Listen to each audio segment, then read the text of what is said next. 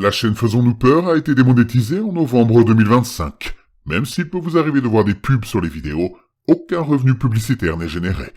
N'ayez pas peur de soutenir la chaîne à travers des donations ponctuelles, mensuelles ou des achats de très longues narrations sur le site Buy Me a Coffee.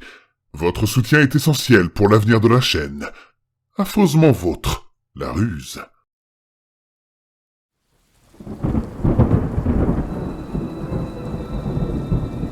Attention, le contenu de cette vidéo peut heurter la sensibilité des plus jeunes. Vous êtes prévenus. N'ayez pas peur de laisser un pouce bleu, d'activer les notifications et de vous abonner si ce n'est pas déjà fait. Mon père feint d'être malade pour que je reste à la maison avec lui. Hier, j'ai découvert pourquoi. Je ne sais pas à qui d'autre m'adresser, ni même ce que j'espère obtenir en vous disant ceci. Je ne peux appeler personne. Il est toujours là. J'enregistre ceci sur mon téléphone, recroquevillé dans mon placard, en espérant que le bruit de la vieille maison couvrira celui de ma voix.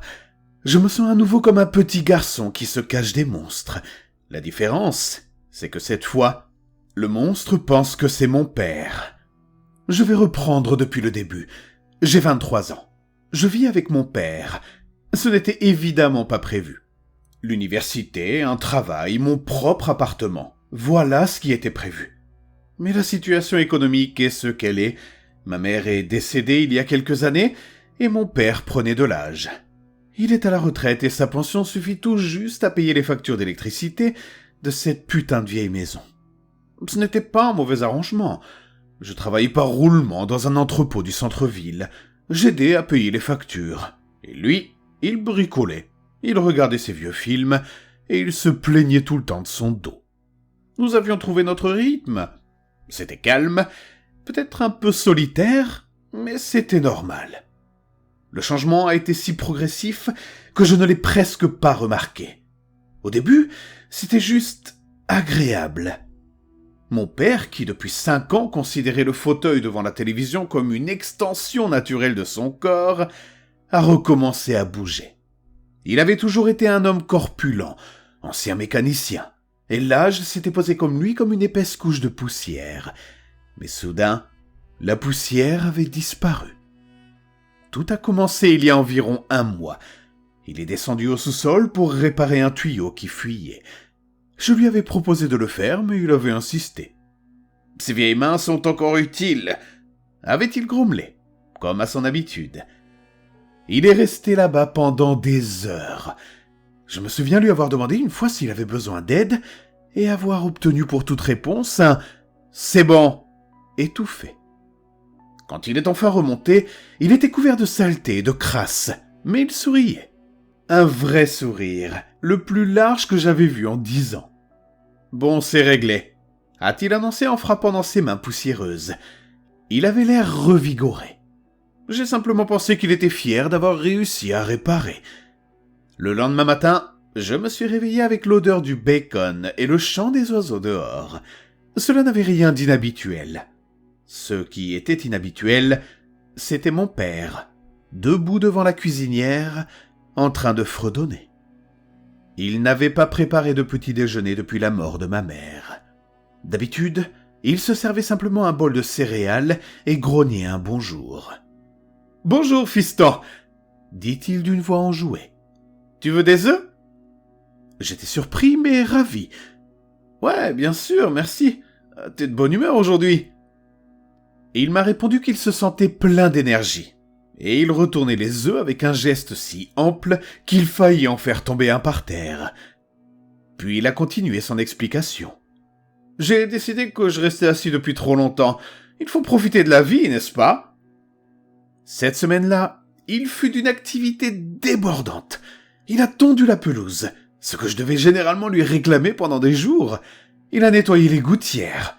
Il a même commencé à huiler les charnières des portes pour qu'elles ne grincent plus.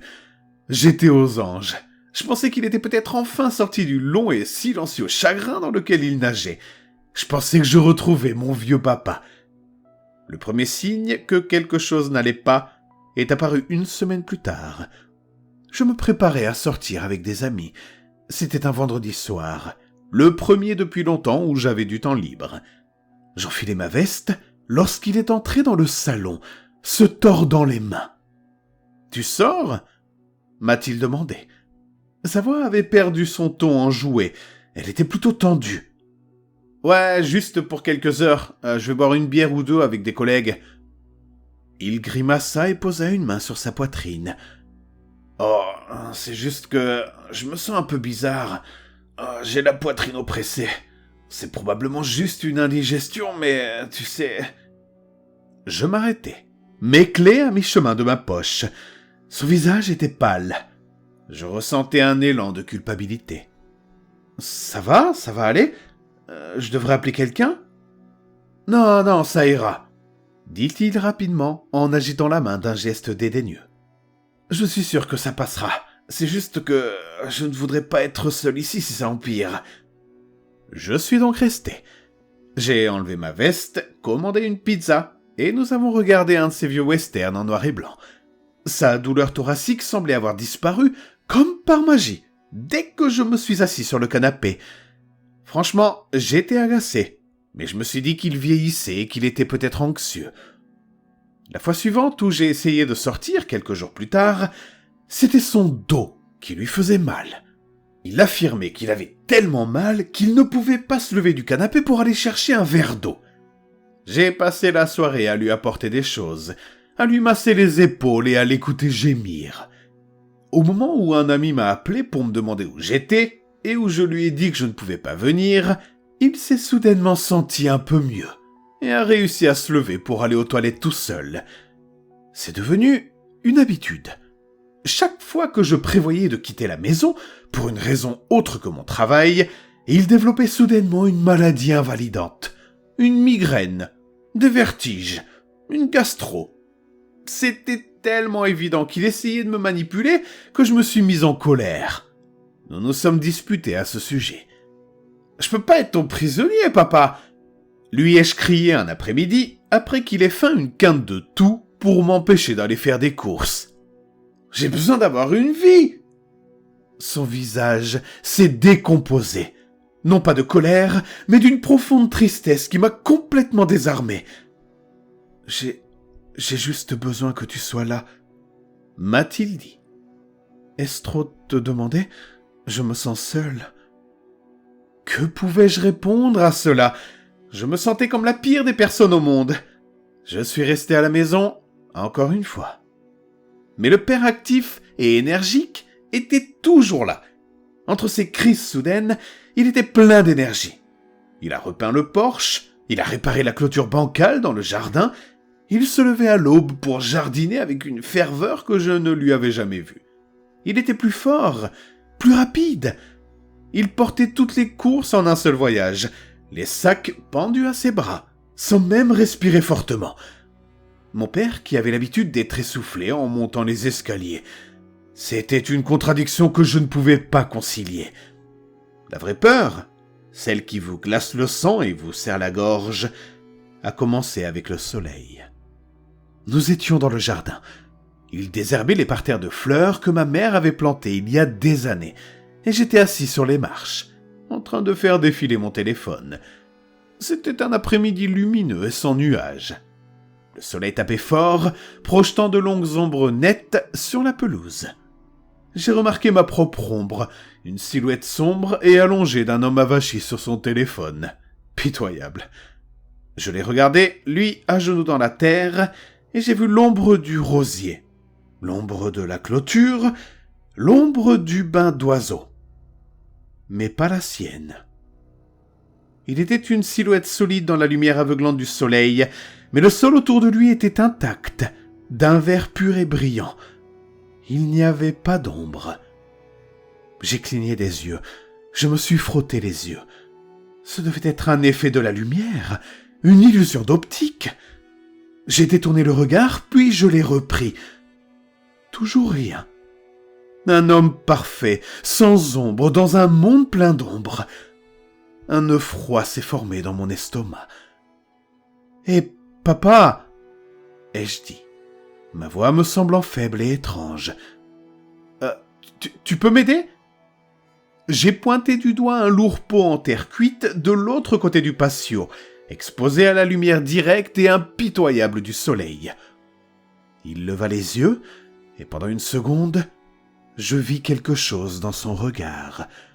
Une lueur de panique. Il se protégea les yeux du soleil avec la main, même s'il plissait déjà les yeux. « Dans 1 minute, fiston, je veux juste finir ce carré. » Et il n'est jamais venu. Il est resté dans le jardin. Et alors que le soleil commençait à se coucher, il semblait suivre la ligne reculante de l'ombre de la maison, se gardant toujours juste à l'intérieur. À partir de ce jour, je suis devenu obsédé. Je l'observais constamment. J'ai remarqué qu'il ne se tenait jamais près des fenêtres pendant la journée, qu'il trouvait toujours une excuse pour se déplacer si un rayon de soleil tombait sur lui dans le salon, qu'il faisait toujours ses promenades le soir après que le soleil eut disparu à l'horizon. Il était toujours attiré par l'ombre, par les coins sombres de la maison. Mon inquiétude s'est transformée en terreur. Les excuses pour me garder à la maison sont devenues de plus en plus désespérées. La semaine dernière, il a débranché la batterie de ma voiture et a ensuite feint l'ignorance. Il y a quelques jours, je me suis réveillé pour découvrir qu'il avait accidentellement verrouillé la porte d'entrée et perdu la clé, nous piégeant tous les deux à l'intérieur jusqu'à ce qu'il la retrouve miraculeusement dans la soirée. J'ai essayé de lui parler. Je l'ai fait asseoir dans la pénombre du salon il y a 2 nuits. « Papa, il faut qu'on parle. » Ai-je commencé, le cœur battant. « Tu n'es pas toi-même. Tu es différent. Et tu me retiens ici. Je suis complètement prisonnier. Et franchement, je m'inquiète pour toi. » Il m'a simplement regardé, le visage impassible, calme et serein. L'homme énergique et souriant avait disparu, remplacé par quelqu'un d'immobile et vigilant. « Je vais bien, mon fils. Je ne me suis jamais senti aussi bien. Et je ne te retiens pas ici. J'aime simplement t'avoir près de moi. Un père n'a-t-il pas le droit d'aimer avoir son fils près de lui ? » « C'est plus que ça, papa. » Ai-je insisté, la voix tremblante. « Depuis que t'es descendu au sous-sol pour réparer ce tuyau, t'es complètement différent. Il s'est passé quelque chose là-bas, n'est-ce pas ?» Son visage resta impassible, mais son regard se durcit. C'était comme regarder des volets se fermer sur une fenêtre. « Ne sois pas ridicule. J'ai réparé un tuyau, c'est tout. Maintenant, laisse tomber. » Son ton était sans appel. Il n'y avait pas matière à discussion. La conversation était terminée. C'est à ce moment-là que j'ai compris. J'ai compris avec une certitude qui m'a donné la nausée. La vérité sur ce qui s'était passé se trouvait dans le sous-sol. J'ai attendu jusqu'à hier soir. J'ai fait semblant de m'endormir à l'heure habituelle, allongé dans mon lit, les yeux grands ouverts, à écouter les bruits de la maison. Je l'ai entendu se déplacer en bas, des pas légers, presque silencieux, ce qui était une autre nouveauté. Mon vieux père avait l'habitude de marcher comme un éléphant. Je l'ai entendu vérifier la serrure de la porte d'entrée, puis celle de derrière. Je l'ai entendu passer devant la porte de ma chambre, s'arrêter un long moment, et j'ai retenu mon souffle, tout mon corps rigide de peur. Puis les pas se sont éloignés, et j'ai entendu la porte de sa chambre se refermer. J'ai attendu ce qui m'a semblé être une éternité, comptant les secondes, écoutant la vieille maison grincer et craquer autour de moi. Finalement, quand j'ai été sûr qu'il dormait, je me suis glissé hors du lit. Je n'ai allumé aucune lumière. J'ai descendu les escaliers à pas de loup, chaque pas étant un risque calculé. La porte du sous-sol se trouvait au bout du couloir. Il faisait toujours froid autour d'elle. Je tournai la vieille poignée en laiton, frissonnant au bruit sec du loquet. Je l'ouvris et fus frappé par une vague d'air froid et humide qui sentait la terre mouillée, quelque chose de métallique et vaguement sucré. L'odeur de la décomposition. Mon téléphone était ma seule source de lumière. J'ai allumé la lampe torche, dont le faisceau traçait un chemin nerveux et tremblant dans l'escalier en bois branlant. Je suis descendu, une marche à la fois, tendant l'oreille pour capter le moindre bruit provenant de l'étage. Le sous-sol était tel que je m'en souvenais. Sol en béton, mur en pierre, bric-à-brac empilés dans tous les coins. De vieux meubles recouverts de draps blancs comme des fantômes endormis. Des cartons contenant les affaires de ma mère, mes vieux jouets. L'air était lourd et étouffant. J'ai dirigé ma lampe vers le mur du fond, là où la conduite d'eau principale entrait dans la maison. C'est là qu'il travaillait. J'ai vu sa vieille boîte à outils ouverte sur le sol. Une clé à pipe était posée à côté. Et le morceau de tuyau en cuivre sur lequel il avait travaillé semblait neuf, propre. Il l'avait réparé. Mais mon regard a été attiré par le sol à côté. La majeure partie du sol du sous-sol était en béton. Mais dans ce coin arrière, il s'agissait simplement de terre battue. Et une grande partie d'environ 2 mètres de long et 1 mètre de large était différente du reste. La terre était plus sombre, plus meuble. Elle n'avait pas été tassée par des décennies d'existence. Elle avait été remuée, et elle était fraîche. Je suis resté là un long moment, le faisceau lumineux de mon téléphone tremblant dans ma main. Mon esprit me criait de courir, de sortir de la maison, de quitter la ville, de ne jamais regarder en arrière. Mais je ne pouvais pas, je devais savoir. J'ai trouvé une petite pelle de jardin dans un seau rempli d'outils rouillés. Je me suis agenouillé. La terre était molle, comme je m'y attendais. Elle cédait facilement. J'ai commencé à creuser. Ma respiration était saccadée, paniquée. Les seuls bruits étaient le grattement de la pelle contre une pierre occasionnelle et les battements frénétiques de mon cœur dans mes oreilles.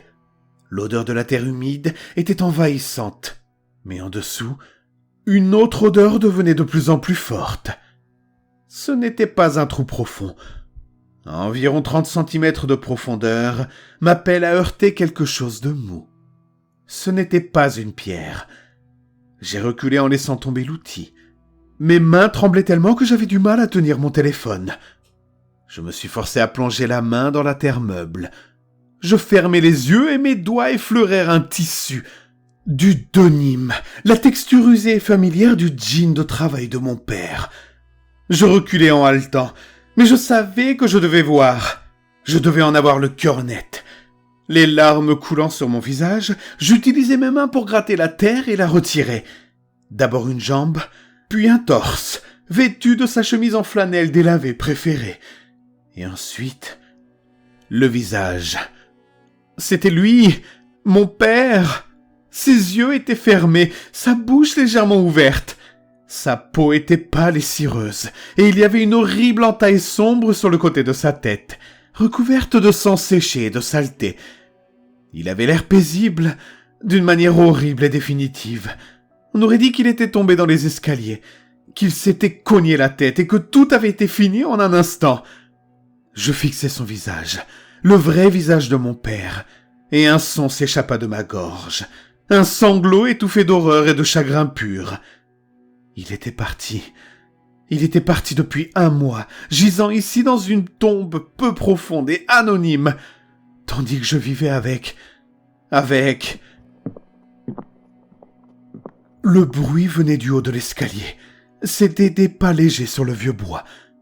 Lentement, je tournai la tête. La lumière de mon téléphone suivit mon regard, remontant l'escalier sombre et branlant. Et il était là. Il se tenait en haut des escaliers, silhouette sombre se découpant dans la faible lumière du couloir. Il se contentait de m'observer. Je ne pouvais pas voir son visage, mais je sentais son regard posé sur moi. J'étais figé, agenouillé dans la poussière à côté du cadavre de mon père, tel un animal acculé. Il descendit une autre marche, puis une autre. Il se déplaçait avec une grâce silencieuse et fluide que mon vrai père n'avait jamais possédée. Le faisceau de la lampe torche éclaira son visage, alors qu'il approchait du bas de l'escalier. Il portait le pyjama de mon père. Il avait les yeux fatigués et ridés de mon père. Il avait les cheveux grisonnants de mon père. Et il souriait. Ce n'était pas un sourire malveillant. Ce n'était pas un sourire triomphant. C'était un sourire triste, infiniment triste. Un sourire plein d'une pitié plus terrifiante que n'importe quelle rage. « Je savais que tu finirais par trouver ton chemin jusqu'ici, » dit-il. Sa voix était celle de mon père, mais sans le timbre rauque et éraillé par la fumée. Elle était plus douce, plus calme. Je suis désolé que tu aies dû voir ça. Je ne pouvais pas parler. Je ne pouvais que le fixer, l'esprit vide et hurlant. Je reculais précipitamment, m'éloignant de lui, m'éloignant du corps, jusqu'à ce que mon dos heurte le mur de pierre froid. Il s'arrêta à quelques mètres de la tombe peu profonde, regardant le corps avec la même expression triste. C'était un accident, dit-il doucement. L'avant-dernière marche, elle était pourrie. Il portait la lourde clé, il a perdu l'équilibre. Il est tombé. Il s'est cogné la tête sur le sol en béton, juste là. Ça a été rapide. Il n'a pas souffert. Il m'a regardé, les yeux remplis d'une étrange et profonde empathie. Sa dernière pensée, c'était pour toi. Il s'inquiétait pour toi. Il avait peur que tu te retrouves tout seul. Ma voix est enfin revenue, un murmure rauque et terrifié. Qu'est-ce que vous êtes ? Il a penché la tête, un geste si familier et pourtant si étrange. « Je suis lui », a-t-il répondu. « Et je ne le suis pas. Tu sais comment chaque personne projette une ombre, une version plus sombre et plus simple d'elle-même qu'il a su à travers la lumière ? Considère-moi comme l'autre ombre, celle qui vit de l'autre côté du voile. Nous observons. Nous existons sous la forme de notre double. Nous ressentons ce qu'ils ressentent.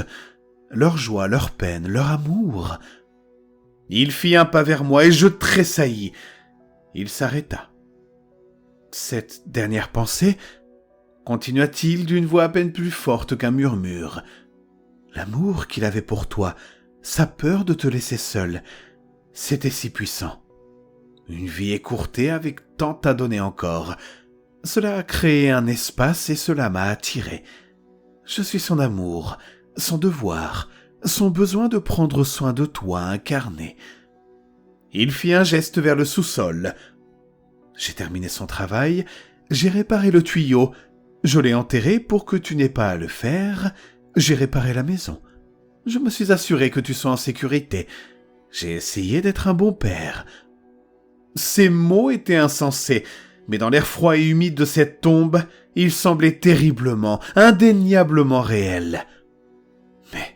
Mais mon père est mort, ai-je murmuré, les larmes brouillant ma vision. Oui, a répondu la chose sous sa peau, et la tristesse dans sa voix semblait sincère. Il est mort. Je suis vraiment désolé pour ta perte, mais je suis là maintenant.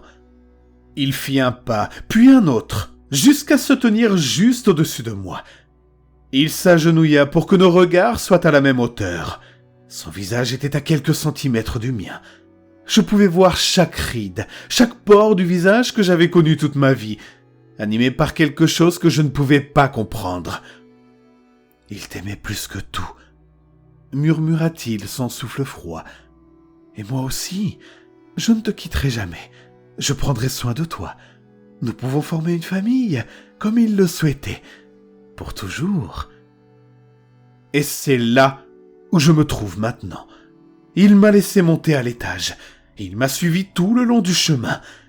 Il est dans le salon, regardant la télévision comme si de rien n'était. Comme si mon vrai père n'était pas allongé dans la boue en bas. Et il m'attend. Je suis enfermé dans mon placard. Je sais que je ne peux pas m'échapper.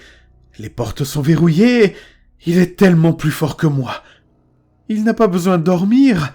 Il ne vieillira jamais. Il ne tombera jamais malade. Il sera juste là, à prendre soin de moi pour toujours. Oh, je l'entends bouger. Ses pas légers, silencieux résonnent dans le couloir. Il vient voir si je vais bien, je pense. Il m'appelle par mon nom. Et il a exactement la même voix que mon père.